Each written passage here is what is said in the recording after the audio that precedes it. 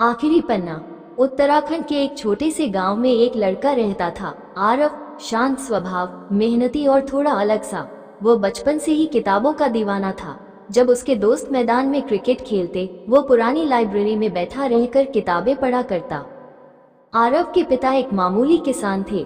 घर की हालत ठीक नहीं थी, लेकिन उन्होंने कभी आरव की पढ़ाई में रुकावट नहीं आने दी। माँ अक्सर कहती, पढ़ लिख कर कुछ बड़ा बन जा बेटा, ताकि हमारी हालत भी बदल सके। आरव का सपना था एक लेखक बनना। वो अपने खाली समय में छोटी छोटी कहानियां लिखता और गांव के बच्चों को सुनाया करता। बच्चे उसकी कहानियां बड़े ध्यान से सुनते और खूब हंसते रोते थे। पर एक समस्या थी, उसके पास न अच्छा कागज था न पेन। वो टूटे पेन से पुराने अखबारों के किनारों पर लिखता। एक दिन स्कूल में एक प्रतियोगिता की घोषणा हुई, राष्ट्रीय कहानी लेखन प्रतियोगिता। विजेता को दिल्ली में सम्मानित किया जाना था और एक प्रसिद्ध प्रकाशन उसकी कहानी प्रकाशित करता। आरव की आंखों में चमक आ गई। यह उसका सपना पूरा करने का रास्ता था। लेकिन समस्या ये थी कि कहानी जमा करने की आखिरी तारीख एक सप्ताह बाद थी और उसके पास न तो साफ कागज थे, न ही अच्छी स्याही वाला पेन। उसने हिम्मत नहीं हारी। वह हर रोज खेतों में काम करता और थोड़े थोड़े पैसे इकट्ठा करता। 5वें दिन उसने एक नया रजिस्टर और पेन खरीदा। अब बारी थी लिखने की। उसने पूरी रातें जागकर एक कहानी लिखी, आखिरी पन्ना। ये कहानी एक बूढ़े व्यक्ति की थी जो जिंदगी भर दूसरों की मदद करता रहा, लेकिन उसकी आखिरी इच्छा थी कि कोई उसके जीवन की अधूरी कहानी पूरा करे। आरव ने बड़े जतन से कहानी लिखी, हर शब्द में अपनी आत्मा डाल दी। आखिरी पन्ना लिखते हुए वो रो पड़ा, जैसे वो उस बूढ़े आदमी से जुड़ गया हो। कहानी जमा हो गई। हफ्ते बीत गए। आरव को कोई उत्तर नहीं मिला। गांव के लोग मजाक उड़ाने लगे, किताबों से पेट नहीं भरता बेटा। लेकिन एक सुबह जब वो खेत जा रहा था, डाकिया आया और बोला, आरव, दिल्ली से चिट्ठी आई है। उसके हाथ कांपने लगे। वो चिट्ठी खोली, उसमें लिखा था, ग्रेटर दैन। प्रिय आरव, आपकी कहानी आखिरी पन्ना को इस वर्ष की सर्वश्रेष्ठ कहानी चुना गया है। आपको दिल्ली आमंत्रित किया जाता है, जहां देश के प्रधानमंत्री स्वयं आपको सम्मानित करेंगे। आरव की आंखों से आंसू बह निकले। वो दौड़ता हुआ माँ के पास गया। माँ, मेरा सपना पूरा हो गया। दिल्ली का सफर उसके जीवन का सबसे सुंदर अध्याय था। स्टेज पर जब उसने ट्रॉफी उठाई तो पूरा देश तालियां बजा रहा था। उस दिन आरव को यकीन हो गया, अगर इरादे सच्चे हों तो आखिरी पन्ना भी आपकी किस्मत बदल सकता है। वर्षों बाद आरव एक प्रसिद्ध लेखक बना। उसकी पहली किताब थी आखिरी पन्ना, जिसे आज लाखों लोग पढ़ते हैं। लेकिन आरव अब भी अपने गांव लौटता है, बच्चों को कहानियां सुनाता है, ताकि कोई और बच्चा भी अपने सपनों को सच करने की हिम्मत जुटा सके। सीख, सपने कभी छोटे नहीं होते। हालात चाहे जैसे हों, अगर आपके इरादे मजबूत हैं और मेहनत सच्ची है, तो एक दिन वही आखिरी पन्ना आपकी जिंदगी की नई शुरुआत बन सकता है। छांव के नीचे, भाग 1। बिछड़ना गांव में सुबह की हल्की रोशनी फैल रही थी। पेड़ों के पत्ते ओस से चमक रहे थे। उसी पेड़ के नीचे बैठा था विराट, अपने पिता की एक पुरानी लकड़ी की कुर्सी पर। ये वही पेड़ था जिसकी छांव में बैठकर उसके पिता घंटों किताबें पढ़ा करते थे। पिछले महीने ही उसके पिता का देहांत हुआ था। विराट के लिए वो सिर्फ एक पिता नहीं थे, एक मार्गदर्शक, एक दोस्त और एक आदर्श थे। जीवन में जितनी भी अच्छी बातें उसने सीखी थी, सब उसी पेड़ की छांव के नीचे मिली थी। उसके पिता गांव के स्कूल में अध्यापक थे, ईमानदार, सच्चे और बेहद विद्वान। उन्होंने विराट को हमेशा कहा, ज्ञान बांटने से बढ़ता है बेटा, और इंसान की असली पहचान उसके कर्मों से होती है। विराट शहर में एक अच्छी नौकरी करता था, लेकिन पिता के जाने के बाद गांव लौट आया था। वो उस खाली घर को देखकर टूट जाता। हर कोना उनके बिना अधूरा था। मगर एक दिन उसने वही पुरानी डायरी पढ़ी जो उसके पिता छांव में बैठकर लिखा करते थे। भाग 2। डायरी के पन्ने। डायरी में लिखा था, ग्रेटर दैन। अगर मैं न रहूं तो मेरा सपना तुम पूरा करना बेटा। गांव में एक ऐसी लाइब्रेरी बनाना जहां हर बच्चा, हर बुजुर्ग पढ़ सके। ज्ञान से बड़ा कोई धन नहीं। विराट की आंखें नम हो गई। उसी क्षण उसने तय किया, इस पेड़ की छांव के नीचे एक लाइब्रेरी बनेगी। गांव वालों ने उसका मजाक उड़ाया, अब किताबें कौन पढ़ता है, लाइब्रेरी में कौन आएगा। लेकिन विराट ने हार नहीं मानी। उसने अपनी सारी बचत निकाली, कुछ दोस्तों से मदद मांगी और पुराने स्कूल के एक कमरे को नया रूप देने में लग गया। भाग 3। नई शुरुआत 6 महीने की मेहनत के बाद पेड़ की छांव के नीचे बनी ज्ञान छांव पुस्तकालय। शुरुआत में सिर्फ 2-4 बच्चे आते, लेकिन विराट ने हार नहीं मानी। वो खुद बच्चों को कहानियां सुनाता, चित्र बनवाता और गांव के बड़ों को किताबों की अहमियत समझाता। धीरे धीरे बदलाव आया। बच्चे अब मोबाइल छोड़कर किताबों में खोने लगे। गांव की महिलाएं किताबों से खाना पकाने के नए तरीके सीखने लगी। किसान खेती से जुड़ी नई जानकारी पढ़ने लगे। लाइब्रेरी अब एक बदलाव का केंद्र बन चुकी थी। भाग 4, लौटता हुआ सपना। एक दिन एक बूढ़ा व्यक्ति लाइब्रेरी में आया। उसने विराट को देखा और कहा, क्या तुम मास्टर जी के बेटे हो? विराट ने सिर हिलाया।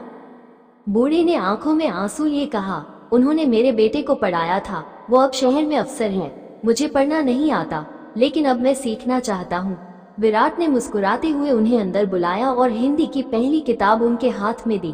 उस दिन उसे समझ आया, उसने पिता का सपना नहीं, उनकी आत्मा को साक्षात जीवित किया है। भाग 5, वो दिन 1 साल बीत चुका था। अब ज्ञान छांव पुस्तकालय में 500 से ज्यादा किताबें थीं। गांव के स्कूल में रिजल्ट पहले से 3 गुना बेहतर हो चुका था। सरकार ने इस पहल को सराहा और पूरे जिले में इसकी मिसाल दी जाने लगी। एक दिन एक छोटे बच्चे ने पूछा, सर आप इतना क्यों करते हो? विराट ने कहा, योजक चिन्ह ग्रेटर दैन, क्योंकि एक दिन कोई मेरे लिए भी कहेगा, मैंने उस पेड़ की छांव में जिंदगी पाई थी। वो बच्चा मुस्कुराया और बोला, तो एक दिन मैं भी किसी के लिए वही बनूंगा। अंतिम स्टेशन प्रस्तावना। रेल की सीटी और प्लेटफॉर्म की हलचल के बीच एक अधेड़ उम्र का आदमी खिड़की के पास बैठा था। नाम था शिवनारायण। चेहरे पर झुर्रियां थी, पर आंखों में उम्मीद की चमक बाकी थी। यात्रा उसकी अंतिम थी, शारीरिक नहीं बल्कि आत्मिक। ये सफर था उसके जीवन की अधूरी कहानी को पूरा करने का।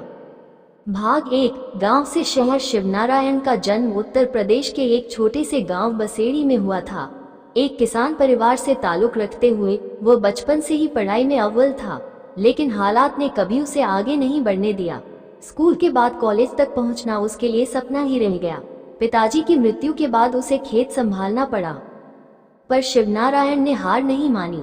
वो गांव के बच्चों को शाम को पढ़ाया करता था और अपने गांव में शिक्षा का दीप जलाने की कोशिश करता रहा। उसकी मेहनत से कई बच्चों ने शहर जाकर नाम कमाया। भाग 2, पहली प्रेम कहानी। गांव में एक लड़की थी, रेखा, जिसकी आंखों में सपने और मन में विद्रोह था। वो शिवनारायण की क्लास में आती थी। दोनों के बीच एक अनकही नजदीकी थी, पर उस दौर में गांव में प्रेम एक पाप माना जाता था। रेखा की शादी बचपन में ही तय कर दी गई थी। एक दिन रेखा ने शिवनारायण को एक चिट्ठी दी, अगर मेरा जन्म किसी और वक्त में हुआ होता तो शायद हम एक होते। रेखा की विदाई के बाद शिवनारायण टूट गया, लेकिन उसने खुद को समेटा और शिक्षा को अपना धर्म बना लिया। भाग 3, शहर की जिंदगी। 40 की उम्र में जब खेत बिक गए और गांव में रहना मुश्किल हो गया, तो शिवनारायण लखनऊ आ गया। वहां एक प्राइवेट स्कूल में ट्यूटर की नौकरी मिल गई। शहर की चकाचौंध में वो खो नहीं पाया, क्योंकि उसके पास गांव की सादगी और सिद्धांत थे। वहीं उसे एक अनाथ बच्चा मिला, राजू, जो स्टेशन पर भीख मांगता था। शिवनारायण ने उसे अपने साथ रखा, पढ़ाया और बेटे की तरह पाला। राजू बाद में इंजीनियर बना और विदेश चला गया। वो हर महीने पैसे भेजता, पर शिवनारायण ने कभी एक पैसा अपने लिए नहीं रखा। भाग 4, अकेलापन और समाज सेवा। बुढ़ापा धीरे धीरे दस्तक देने लगा। शिवनारायण का शरीर थकने लगा, पर मन नहीं। उसने अपने छोटे से किराए के घर को ज्ञान मंदिर बना दिया, जहां आसपास के गरीब बच्चे आकर पढ़ते थे। कई बार भूखा रह जाता, पर बच्चों के लिए किताबें लाना नहीं भूलता। उसकी आंखों में एक ही सपना था, एक ऐसा भारत जहां हर बच्चा पढ़ सके, चाहे वो किसी जाति, धर्म या वर्ग का हो। भाग 5, अंतिम स्टेशन की ओर। एक दिन उसे हार्ट अटैक आया। अस्पताल में भर्ती कराया गया, पर इलाज के पैसे नहीं थे। राजू विदेश में था और तब तक पहुंच नहीं सका। शिवनारायण ने डॉक्टर से कहा, मुझे बचाने की कोशिश मत करना, बस इतना करना कि मेरी किताबें किसी ऐसे को दे देना जो उन्हें पढ़ सके। जब राजू आया तो उसके हाथ में एक चिट्ठी थी जो शिवनारायण ने उसके लिए छोड़ी थी। ग्रेटर दैन, बेटा, मैंने जीवन भर दूसरों को पढ़ाया, पर खुद कुछ नहीं लिखा। अगर कभी मेरी कहानी लिख सके तो उसे अधूरी मत छोड़ना। समाप्ति। प्रेरणा की मशाल। राजू ने भारत लौटकर उसी घर को एक फ्री स्कूल में बदल दिया। शिवनारायण शिक्षालय उसकी दीवारों पर लिखा था। हर वो बच्चा जो पढ़ना चाहता है उसे पढ़ने दो। किताबें जादू हैं और शिक्षक जादूगर। शिवनारायण भले ही अब इस दुनिया में नहीं थे, पर उनका सपना जिंदा था। उन्होंने कभी नाम नहीं कमाया, लेकिन उनके नाम पर सैकड़ों बच्चे आज अपने सपनों को जी रहे हैं। सीख, ये कहानी सिर्फ एक शिक्षक की नहीं, बल्कि एक क्रांति की कहानी है, जिसने बिना हथियार उठाए शिक्षा से समाज को बदलने का बीड़ा उठाया। ऐसे लोग भले इतिहास की किताबों में न मिले, पर दिलों में जरूर रहते हैं। खामोशियां बोल उठी प्रस्तावना। वाराणसी के घाटों पर एक लड़का हर दिन सूरज उगने से पहले आता, गंगा में स्नान करता, फिर घाट की सीढ़ियों पर बैठकर चित्र बनाता। नाम था मोनित, क्योंकि वो बोल नहीं सकता था। लोग उसे पागल समझते थे, बच्चे चिढ़ाते, बूढ़े डुकारते, लेकिन वो हर दिन घाट पर आता, बिना किसी शिकवे के, बस एक छोटी सी फाइल में अपने बनाए चित्रों को सहेजता। भाग 1। खामोश शुरुआत। मोनित बचपन से गूंगा था, ना जन्म से, बल्कि एक हादसे से। जब मात्र 7 साल का था, एक ट्रक ने उसकी मां को उसके सामने कुचल दिया। उस दिन के बाद उसने बोलना बंद कर दिया, या शायद उसकी आत्मा ही मौन हो गई। उसके पिता शराबी थे, रोज मारते, गालियां देते और ताना मारते, बेकार है तू, बोला नहीं जाता तुझसे। 12 साल की उम्र में मोनित घर छोड़कर भाग गया, वाराणसी पहुंचा और घाटों की शरण ली। भाग 2। कला की खोज। घाट पर एक बूढ़े बाबा थे, पम विश्वनाथ शास्त्री, जो मंदिर के बाहर बैठकर रामचरितमानस सुनाते। उन्होंने मोनित की आंखों में कुछ देखा, डर, पर साथ ही सवाल। एक दिन बाबा ने देखा कि मोनित मिट्टी से घाट की आकृति बना रहा था। इतनी सुंदर और सजीव की लगता था जैसे मिट्टी सांस ले रही हो। बाबा बोले, बोल नहीं सकता, पर बना बहुत कुछ सकता है। बाबा ने उसे एक पुराना स्केच पैड और कुछ पेंसिलें दी। मोनित की दुनिया बदल गई। भाग 3। चित्रों की आत्मा। मोनित हर दिन घाट पर जीवन को कैद करता, संतों की तपस्या, बच्चों की किलकारियां, नावों की हलचल, सूरज की किरणें और गंगा की लहरें। उसके चित्र बोलते थे, हाँ, वे वास्तव में संवाद करते थे। लोग धीरे धीरे उसके पास आने लगे।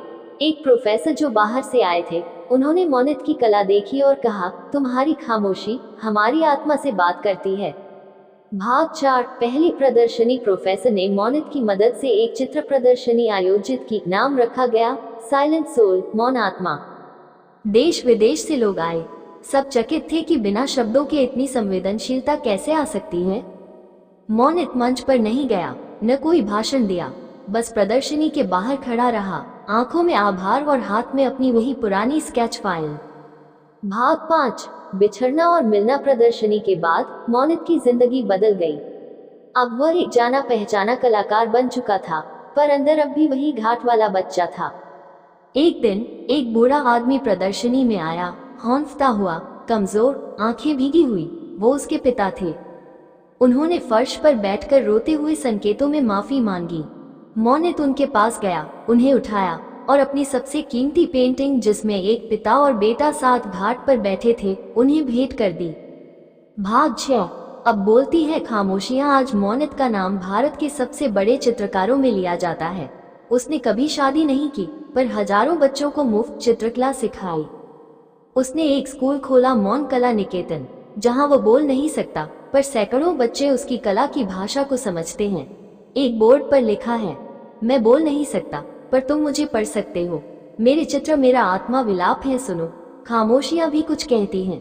सीख, ये कहानी हमें सिखाती है कि आवाज नहीं, भावनाएं बोलती हैं। जो इंसान समाज से ठुकरा दिए जाते हैं, उनमें भी कला और संवेदना की एक पूरी दुनिया छुपी होती है। मोनित जैसे लोग हमें दिखाते हैं कि बिना बोले भी दुनिया बदली जा सकती है।